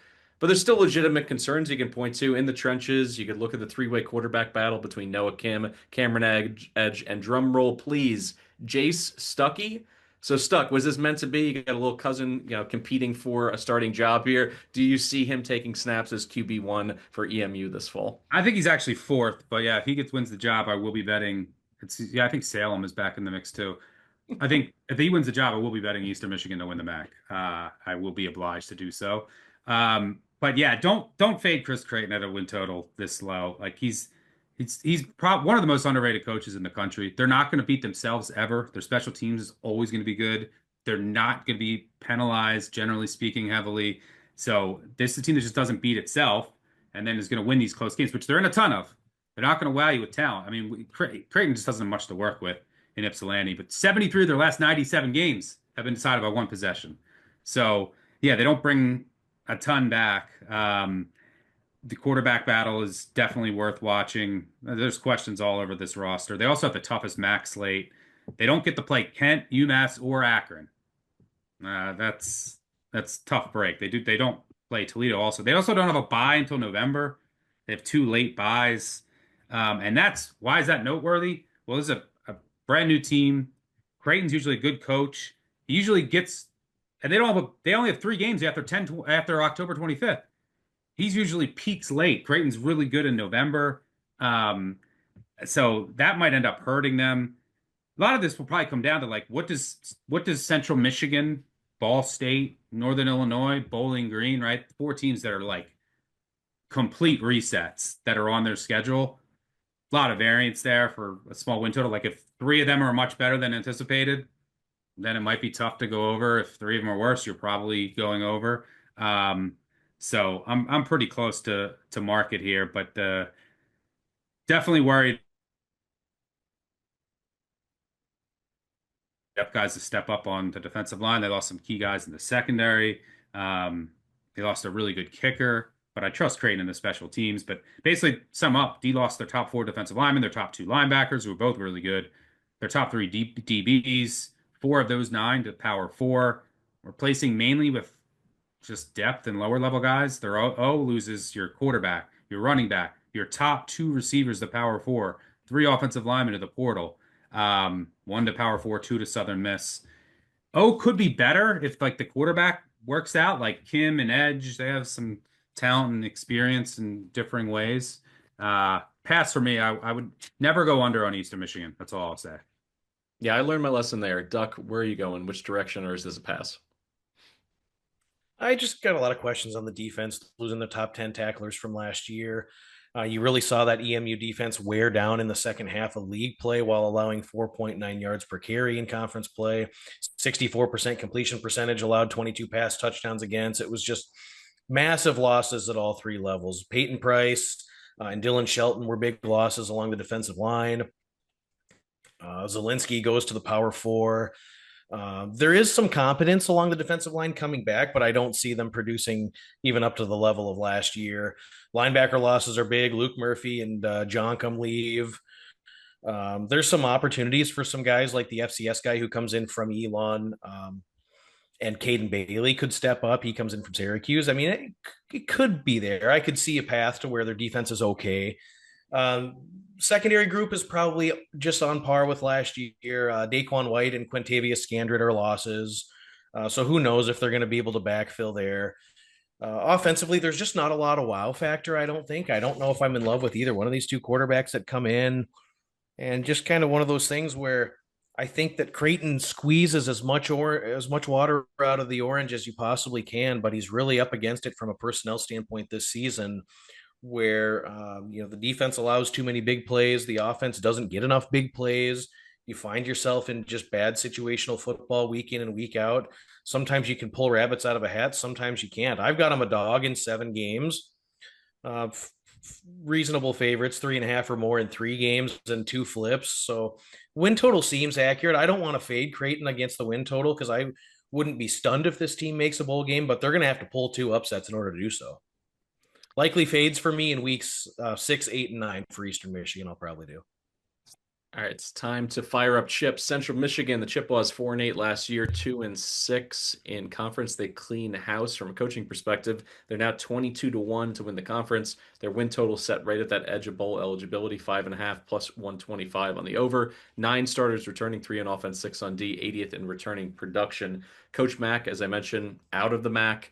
The program under him, they just ran out of juice, but there's plenty of reasons for optimism here. Gone is the stale offense that never really knew what it wanted it to be. In is Matt Drinkle and his choice at OC from Eastern Washington, Jim Chapin. Top 10 in the FCS in total offense, 6th last year. Top 10 scoring as well, and rushing offense finished 5th in the nation at the FCS level. Seems like a perfect marriage with Drinkle, who is at Army and wants to run the football, has his roots in terms of coaching position group up front on the offensive line. Although it should be noted that Chapin isn't a triple option guy. His offenses were much closer to true balance, found a way to get a statistical monster at wide receiver last year, and Efton Chisholm III posted over 1,300 receiving yards for the Eagles out there in Eastern Washington. So this is a team in my eyes we really need to see in the flesh to get a full feel for their offensive strategy. There's, lots of coach speak at this time of year. I think that there's good educated guesses being thrown out there in terms of what personnel groupings and tempo we're going to see. But Labus, a quarterback, transfers Angel Flores from Northern Arizona and Marcus Beeman from the JUCO ranks. They're all battling it out for QB1. We'll see which one is a better fit. There's also issues on the line, which must replace four starters. Two transfers from Valpo and Columbia are penciled in as starters on the O line. Usually that's a bad sign, but when you dig into it, John Anunzi from Columbia, he's a mountain of a man. He's probably going to play guard. He was second team All Ivy last year. And as I said, keep in mind, this is Drinkle's area of expertise. So if there was going to be a spot for him to sprinkle a little magic, pixie dust on it, it would be the offensive line. Defensively, a lot of experience to work with. Jordan Kwiatkowski sticking around. He was massive, 14 tackles for loss last year. One of the best jobs by a G5 team to keep a key defender from entering the portal. Can the secondary create more turnovers? They have experience and some nice portal additions. I like Sean Cronin at DC. He did great work with the Army defensive line. They were always like bend but not break, and you could not score on Army in the red zone. They were first in red zone defense, so that's something CMU would be wise to emulate this year. I know the action team is high on these guys. I've certainly heard it from Colin, but an opening road of back to back to back, San Jose State, Pitt, Michigan, that's brutal right there. A Wagner win gets them started, then they get Akron, Kent, UMass. So I think 4 wins is the floor. No Miami or Ohio is also nice. And because it's plus money on them to get to 6 wins, I like the staff. I like the defense too much. I'm going to go with it. But I've already heard some people who are like, these guys are the sleeper to bet in the conference. Stucky, are you that enthusiastic, or is it more just a number thing where it's like you got them at 15 or 14 to 1 and 22 to 1, you got to pull the trigger? Yeah, this I'm in on Central Michigan. I'm not betting the win total over. Like it could just go. It could just be a complete rebuild year, and they lost a ton. It's gonna there's new schematic changes. I do like the defense, some of the pieces if the defensive line comes together, the interior specifically. And they got to replace Kent at that corner. They lost to the NFL. But yeah, can they get more? They only had 2 interceptions last year. This is like the regression team. If everything's going to fall into place, it's with this team. And by the way, like it's the MAC. There's not that big of a difference between these teams. Like, oh, Buffalo, everyone likes Buffalo to win it. I mean, Central Michigan late in the year is going to be like a 4-point dog, 3-point dog at home, depending on how the year goes. Like that's just what I have it now. So but this is the regression team. Like last year, their injuries, they lost their top 5 receivers to injury. Their quarterbacks, they used 4 quarterbacks. How about turnovers? They were minus 18 in turnovers, or minus 17. The year before that, they were minus 7. The year before that, they were minus 18. They're minus 42 turnover margin in the last 3 years. If there was ever a team that was just going to get every bounce for the entire year, it's Central Michigan this year. And look, what did I say earlier? You want to come in, you want to run the ball this year against this MAC schedule where a lot of the top teams are going to pull off upsets. I think they're weaker in the front 7 than in the secondary. And they're going to do that now. Central Michigan does have some concerns with the offensive line, but that's Drinkle's specialty. They're not going to run the triple option. I've heard some people say that it's going to be more of like a power spread with some triple option kind of principles mixed in. You're going to see more 12 personnel than you did last year. But they lose a lot, but there's a lot of variance with this team. And if it does come together, I mean, look, they have a new head coach, new offensive coordinator, new defensive coordinator, the first time ever in their roles at the FBS level. So you got to throw that. The depth is really shaky, which is why I don't really want to bet the win total because at San Jose State, at Pitt, at Michigan, like if there's injuries again and they wear down, and there's just a lot of variance with this team, which is why I like the upside of just taking a flyer on a 23 to 1. Shop around. There's like, I think some places is like 12 to 1. There's a lot of price variance in futures. Make sure you have as many books as you possibly can. But their road league games are Akron, Kent, Western Michigan, and BG. Not bad. They avoid Ohio, Miami, Northern Illinois, and Ball State. And guess what? New team late in the year. Of the top 5 projected teams, in my book, only 2 of the top 5 they're playing. I don't have Ohio there. Sorry, it's who I have for my projected finish. They get them both at home late in the year. Like, so if they want to make a move, like, right, BG, UMass, Western Michigan, Akron, Eastern Michigan. This is all I care about is the conference slate. Like, they could win three or 4 games to start, and then you got Buffalo, Kent State, Toledo. There's going to be an opportunity there. So a lot of variance with this team. But there's some things that I like. Fire up chips. I'm taking a flyer on CMU. Duck, I want to throw this out here. When it comes to Chapin at OC, you bet a ton of FCS football. He basically kept them from being like a two-win team because their defenses continually stunk. Like they nearly, the last 2 years, they just consistently threw scares into AP top 25 teams at the FCS level. That was all him. If they're going to win, they needed to score 48 points to do it. And they were playing some of the big boy powers out west. Like, what is your overall feel for what he could mean to this offense from day one, even with a complicated quarterback room to sort out? Yeah, I think he could pair well with the head coach. I think one thing that you saw from a descending Central Michigan program over the last several seasons is there was just such a lack of energy and enthusiasm, which was spirited by head coach Mack, who's no longer there after he retired and they parted ways. So I think you're going to get a vibrant energy within the program. We've already seen the positive culture changes immediately with Drinkall, and I think the OC Jim Chapin, you're going to see a really dynamic offense. You're going to see some spread power. They're going to use 12 personnel. They might even use some 13 personnel out of the gun, which is unique. They're going to vary their tempos. Sometimes they'll go lightning fast. At other times, they'll kind of take their time and be methodical. I saw a lot of traditional run schemes. So inside and outside zone, read option, some RPO game. I've seen some QB power, so it'll be interesting to see if Lagaz is going to be able to be the guy to run that. But they did run a lot of QB power. They ran some Wildcat where they had various personnel that were taking snaps from out of the gun that were not the quarterback. And then you had mentioned Chisholm, the receiver from Eastern Washington, who had all the receiving yards. It was almost exclusively underneath stuff. He was a great run after the catch guy. So get the ball out to him in space and let him go to work. And I think they have two guys, and Tyson Davis and Langston Lewis, who could kind of just jump right into that mold. So I think there is a framework together for what this offense wants to be, and the dichotomy between what it was and what it will be is not going to be as extremely felt. I trust Drinkall to shore up the offensive line. It'll be a work in progress, but I trust him to shore it up.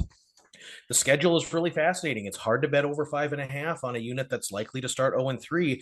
Although I think Central Michigan could be against the number gold. I think this scheme actually really matches up well with San Jose State and what they are unable to do defensively. So we should take a long look at CMU plus 12.5 in week one. Then they catch the Pitt Panthers before the backyard brawl. So it'll be real interesting to assess where they're at in week two and what that number might be. And then in week three, they go to the big house. Well, what does Michigan come off of? At OU. Where do they go next? At Nebraska. 33.5 or so could be a real enticing number on the chips in that regional matchup there. They're always going to really care about the Michigan MAC championship games. And so we'll see an added focus on Eastern and Western Michigan. There's certainly gettable games with Kent State, UMass, Bowling Green, Akron. I think that this is a group that could make strides and get better and get sharper and crisper in season. I'm just waiting on the future now. I could ease into the position and certainly be talked in at 22-1. But if they are good against the number, but maybe 0-3 in the record, does that future price get even better? Do we get 27-1? Do we get 29-1? Do people think they suck and we just can jump in and get a really good price and we see this team grow in season? 16-1, 13-1, 29-1, those are all significantly different numbers. So you want to make sure you put yourself in the best situation possible to succeed. We always preach that here at Action Network. Go get the future with the absolute best price. Then it gives you an opportunity later on if you want to squeeze out a little profit by hedging or whatever else. Put yourself in a situation to at least attempt to succeed. So, but I think Central Michigan's in for a really interesting season. I think the offense will be much more dynamic. I like some of the pieces they have on defense. Good uptrending program here. Bowling Green Falcons 7-6 last year, 6-2 in conference play, 14-1 to win the MAC this time around. Win total at 6.5, but huge plus money on the over. 3 starters returning, all on offense. 121st in returning production, 127 on defense. That's obviously an issue to keep an eye on from the get-go. For the record, I think Scott Loeffler did the right thing for himself and for the program, just getting out of Dodge. I think last year was the year to break through. They had the best tight end maybe ever in the history of the MAC, a game breaker through the air. They had a veteran, steady-handed quarterback in Bazelak. Terrian Stewart looked poised for a monster year. At one point, they played their hearts out in near upsets of Penn State and A&M. They win 5 straight to set up a late matchup against Miami. They dig themselves a hole. They claw back to within 2 in the fourth quarter. It's 14-12, and bam, a 72-yard touchdown pass and another late tight end, a TD twisted the knife. We're now 10 years removed from BG playing for a MAC title. It's time for a new era and a new identity. And here comes Eddie George from, Tennessee State late in the spring window. I think he's already proven at the FCS level. It's not just a PR hire. He had his FCS boys playing really hard-nosed physical football. They made the FCS playoffs for the first time in 11 years. He was able to do it not just in a 1 or 2 year turnaround. He was there multiple years. He understands what it takes. So, Duck, you just did a great job of explaining some of the tempo, some of the packages, personnel, identity, overall aggressiveness that we're going to see for a team like Central Michigan. So, when you look at Bowling Green, what they want to do and playing that bully ball, playing slower, is it too early to tell if they're going to be nice under candidates in terms of totals on a weekly basis when you consider the fact that this defense returns 0 starters? Yeah, interesting question. Eddie George comes in from Tennessee State. He started late in the process, wasn't hired until March 9th. Certainly, they're not going to be as exciting offensively as last year's rendition of Izigi Zumba. The losses are just stunning offensively. Harold Fannin had 1,555 yards and 117 catches. He was just such a safety net in that scheme. Terrian Stewart was explosive. He's gone. They lose the top 4 running backs and top 4 pass catchers overall from last season's offense. This year, the offensive line is going to be the strength of their offense and should allow them to kind of do what they want when they deploy their run heavy scheme. We're going to see a lot of 2 tight end sets. We're going to see a lot of running the football. 2-to-1 run pass ratio will not be out of the question here. We might even see some 13 personnel, which is not nearly as common. The tight end room for Bowling Green actually does have some athleticism and size.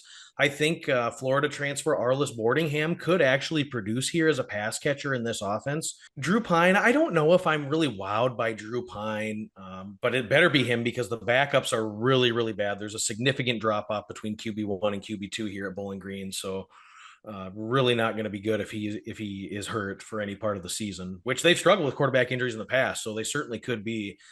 Defensively, a full and complete rebuild. Almost all production is lost at all 3 levels. 13 of the top 15 tacklers are gone. Guys like Joseph Sipp, Brock Horn, Charles Rosser, Oladokun, the corner was really good. Major, major losses. I think Bowling Green struggles to make a bowl game this season. I betting under 6.5 was one of the first win totals I bet 2 months ago. And I think it's an under in the FCS opener. And then I look to fade this team against the Power Four teams on their schedule.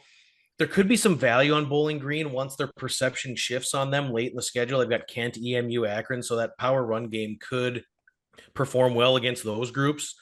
But I think again, it's a struggle to make a bowl game. I've got the ceiling at 6-6. I think it's closer to 5-7. And if they're not going for that 6th win in their last game of the season, that UMass spot could be really, really treacherous for Bowling Green. So under on the regular season win total for me, no shot at the futures. What do Do you you think, agree a Stock? slow start before they really get it figured out offensively? And then, as Duck just said, all these defensive losses, every single dude with a capital D on their defense is gone. So who are you really relying on being those disruptive players that can up their havoc numbers even inside the top 100? I mean, I project BG at close to 6 wins. So you can get what, over 6.5 plus 198 or over 5.5 at plus money, which I don't hate, but there's a lot of uncertainty with this team with all of the turnover. I mean, their defense was absolutely gutted. You have brand new schemes, brand new coordinators, brand new coach, 130th in returning production. I might talk myself into a little future though. It's just that I like the George hire. I like the violent approach for this year in the MAC. I think Ohio's overrated. Is this the game? Look, they have a bye before Toledo, and I think Toledo's run defense might be sketchy. The defense, they want to be more violent up front, and it's going to be a different attacking style. They're going to need George's kid, Achupong, who's been at UCLA and Miami, who hasn't really played. They're going to need him to step up. I like some of the transfers they brought in. This could go one of two ways. It could go completely sideways. But if it's a brand new team late in the year, they can definitely make a. I have them projected to be a favorite in 5 of the final 6. Can they get Ohio or Toledo? Like Toledo off a bye. I think Ohio's going to be terrible this year. It's the MAC. There's just not that big of a difference. And shop around. I mean, there's like 8-1 out there, but you also could find 20-1. I think it's circa. So at that price, like Basilak stunk. So am I a Pine guy? No. He wasn't there for spring either, and he's got to pick up this brand new offense late, which isn't really ideal. Um, and I don't know how focused he'll be. I don't know if he's traveling all summer or what. I think Pine comes for big money. Um, but yeah, I mean, I think this is a good approach to play this year. They do play the top three, but also the bottom three in schedule. Their late league road games are EMU, Kent, and UMass. They host Toledo and Buffalo. There's an opportunity here late in the year. Even though this team lost a ton, they went from top 30 experience last year to bottom five. I can't really talk up the roster, but from a variance perspective, a schedule perspective, how they're going to play, I think that fits. I little flyer 20-1 on BG. All It'd right, be real let's interesting to see how they play damage control too, because they're probably going to be 1-5 going into Central Michigan. So they might really have to rally the troops there in the second half of the schedule. They're beating Ohio or Toledo. Mark my words. I don't know which one, or maybe both. They win both, and I'll be sitting pretty. Imagine they beat Ohio and Toledo, and they're favored. They'll probably be favored in six, their last six, right? Do they become a favorite against Buffalo if they're sitting there like after beating Ohio and Toledo, depending on what Buffalo looks like? I don't know. I'm in for a little bit.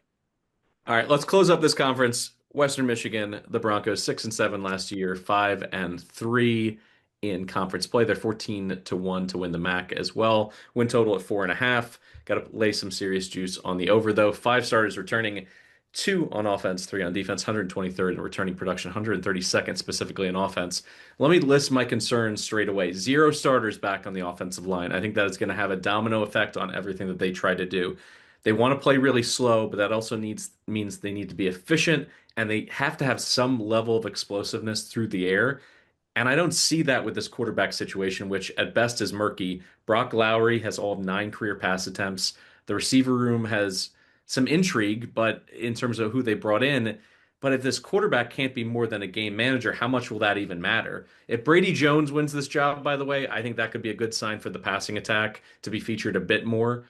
Jalen Buckley, has been a stud in the past, but if this line stinks or if they're just consistently stacking the box against them, I don't think that's a great look for what they want to do offensively.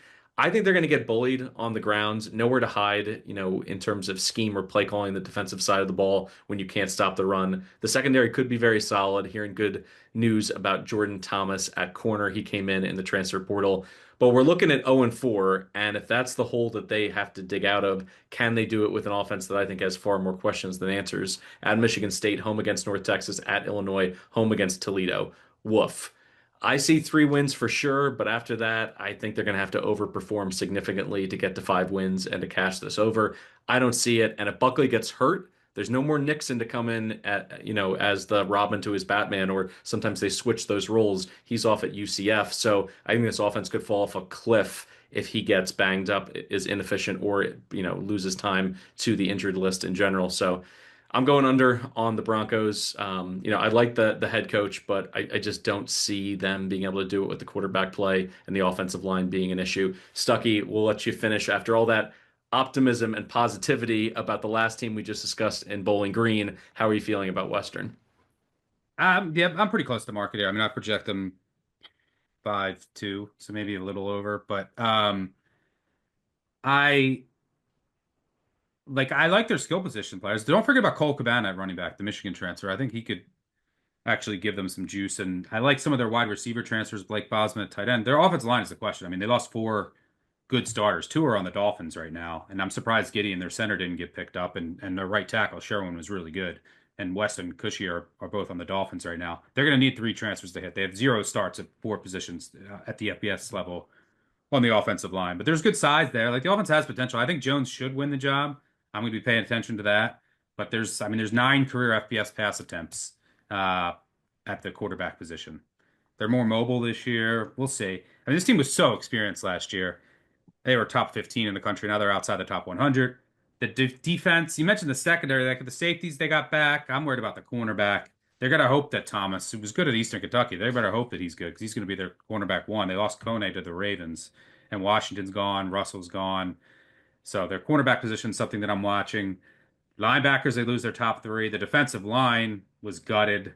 Um, they lost 11 of their 13 sacks, but they weren't great last year. So there's a lot of questions here. Their road league games aren't awful. UMass, NIU, EMU, Miami. They host Ohio and Toledo, but they don't get Kent, Akron, which doesn't hurt. They're going after like Power Four castoffs. Um, and if they hit, hey, maybe this team has something. But for me, this is a pass. I don't have really a hot take one way or the other. Watching the quarterback battle, watching how the offensive line comes together, um, definitely going to be a team that I keep my eye on down the stretch. They lost some key guys in the spring portal on defense that really hurt, like Jefferson to Louisville, Nelson and Green on the defensive line to Vandy in Memphis. So, yeah, really worried about the defense. Duck, what do you see? Let's start with the quarterback battle. Do you have, any info in terms of who's going to come out of that? And if it ends up being a timeshare or they're trying to figure out that non-conference schedule, well, they're getting their what kicked in the dirt by some of those paycheck games. Do you think they're going to have any positive momentum or be healthy coming out of the non-conference schedule to take advantage of some of these fortuitous scheduling spots? I mean, hard to build momentum when you're likely 0-4. I think the major question is who's going to replace Hayden Wolf at quarterback for Western Michigan. And we just don't know. It's a battle. It's a kind of a neck and neck race, and there's very little experience coming back at all. They want to pass the ball a little more, so they're going to put more on the shoulders of either Brady Jones or Brock Lowry. Maybe. I think Buckley can show some things this year, and I think he's a pretty decent MAC running back, but the depth behind him is lacking. They actually have a couple pretty decent receivers. Christian Leary comes in from Georgia Tech, had some highlight reel catches against Miami a couple years back. The offensive line seems to be decently shored up. I think you're going to have maybe a couple guys that you'll need to really step up and probably play above their belt class, which, yeah, maybe that could happen. And then Bosma's always a really solid third down and red zone target. So there are a couple of pieces there, but just going to be a schedule that is not conducive to really gaining a lot of momentum. It's going to be, again, hard with the non-conference schedule the way it sits. Minus the FCS game, and then you got Toledo, Miami, Ohio. Just not. I mean, it's a good coach, and I think it's a coach that knows what he's doing with his program. But I just don't see a lot of spots where it's going to be piling up the wins. I think it's to try to go over 4.5. You've got to win your last two probably on the road. Tuesday night MAC games can get wacky, so it surely could happen, but not a real strong opinion for me either way. Just not a lot for me to love about this year's Western Michigan group. O-line, they need the depth is really shaky. Something to watch from a betting perspective. Like they're first of all, they need the transfers to hit. Like they're gonna need like they got some Big Ten guys that just haven't played. So how do you project them? It's difficult. Like they need Anderson, they need the kid Whiteneck from Illinois, probably need Vaughn from Wake Forest, all to start and contribute. You got Hoffer back at left guard. But if there's some injuries or those guys aren't hitting, the depth is really shaky, and then the offense could completely crater. But that's quarterback battle, offensive line is really what I'm watching because they're going to need the offense to be good because this defense, it's not going to be able to carry them. All right, let's go around the horn quick before we wrap the show. Who do you have in your MAC title game? Who do you have winning it? It's a little bit boring. I know that Candle will give me pause and lose one game on a Tuesday or Wednesday night that he shouldn't, but I'll go ahead with Toledo winning the conference, beating Ohio, who Stuck doesn't even think will get to bowl eligibility, but it's nice to stick my neck out there a bit. I didn't think coming into the show that it would be such a polarizing pick, but yeah, I'm going with the Bobs. I think Parker Navarro in a league that, he could sneak into the top four quarterbacks if he can cut down on his turnovers. Love what he does with his legs. So I'll go Toledo over Ohio. Stucky, who do you have getting to Detroit and who's winning it? This is subject to change because I still there are a lot of camps, injuries, so this might not be my pick in the MAC manifesto. But my favorite to win total is Ohio under to go right in the face of you. Flyers on Central Michigan and Bowling Green. So as of right now, I'll say Jason Candle does not have any upsets this year until Ford Field, Central Michigan upsets Toledo in the MAC championship. Fire up chips. Love to see it. Duck, it's going to be hard to top that. What are you seeing in your crystal ball here? Well, favorite win totals are Akron under and BG under. MAC championship game, I've got Toledo and Buffalo getting to Detroit. It's a real Boring. flip after that. It's boring. I know.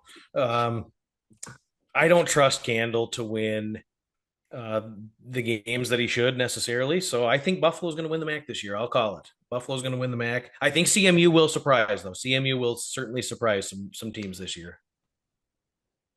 All right, guys, the G5 is now wrapped. We got it on ice. Go through your podcast feed. You can listen to every single team in all 5 of the G5 leagues wrapped up, and a little bonus with Oregon State and Wazoo in one of our episodes as well, which means on deck are the Power Four. Colin and Stuck are going to strap into the mothership and take you through every single team. Hopefully, they can make it through the ACC episode that always goes 3.5 hours every year. That's a labor of love, but it's going to be very exciting. Some of the episodes are going to be broken into multiple pieces. Be sure to check that out, and also look for some body language. I think that's what you have to go through on those YouTube channels. You can see it sometimes. The words may be there, but maybe the body isn't convinced of some of the win totals, particularly with Colin. So go ahead and watch there. Subscribe, rate, review on YouTube. We're still trying to grow that channel. And as Stucky said earlier in today's show, we are going to be in Chicago, Illinois on August 23rd. Joe's on weed for a week 0 watch party. You don't have to sign up. You don't have to do anything online. Just be there at 11 a.m. for the kickoff. We got Farmageddon from the Emerald Isle, K-State, Iowa State. What a way to start the season. We're going to be there for 15 hours cutting it up. We would love to see you there talking bets, firing in futures, week 1 plays, and the drinks will be flowing all day and all night long. The whole crew is going to be there. Colin, Stuck, Duck, and myself. Thank you so much for listening. For Stucky and Duck, I'm Mike Calabrese. This has been the Big Bets on Campus podcast. We'll catch you next time for more preview action.